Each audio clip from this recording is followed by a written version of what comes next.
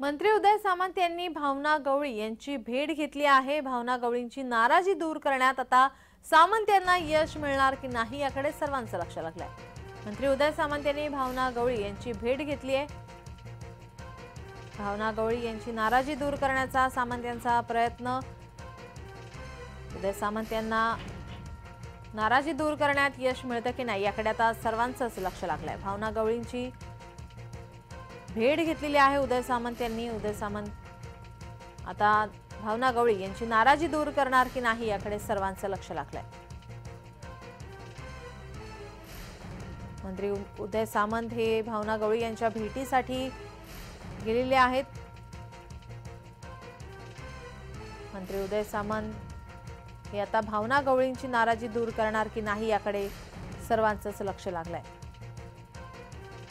भावना गवळी या नाराज असल्याच्या चर्चा सध्या रंगत होत्या। आता मंत्री उदय सामंत त्यांची भेट घेण्यासाठी पोहोचले आहेत।